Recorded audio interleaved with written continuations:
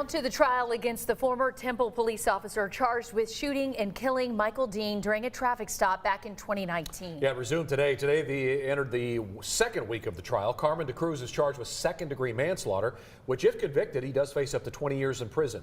6 News' Adriana Alexander was in the courtroom today. Adriana, what should we know? We're starting a new week here. Yeah, Chris Lindsay, today the defense attorney for Carmen DeCruz thoroughly questioned the Texas Ranger who was the first to arrive on the scene after the shooting, revealing some possible holes in the investigation. Defense attorney Robert McCade questioned Texas Ranger Samuel Travis Dudley.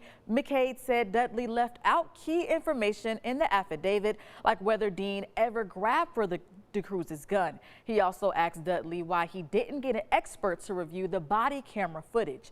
Dudley did get an audio interview with DeCruz 2 days after the incident, per the Texas DPS standard, but didn't think a written statement from DeCruz was needed. Now, the defense claims Dudley had a lack of training, which resulted in key information being left out. At 6, a member of the Dean family took the stand for the first time. Hear more of what she said about who Michael Dean was as a person at 6. Adriana, thanks so much. 6 News has been in the courtroom. Adriana has been right there since day one, and a lot has happened. Yeah, so let's go ahead and recap some major key points from last week as we head into week 2 starting today.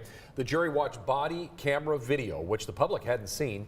We've heard from 5 bystanders and several responding officers. An investigator with the Temple PD said that DeCruz did not follow proper protocol because he used a blocking maneuver with his car to stop Dean during the pursuit.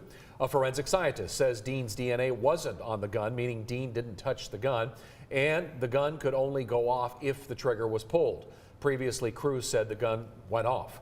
And attorneys on both sides raised concerns about a responding detective not properly documenting every detail in this case.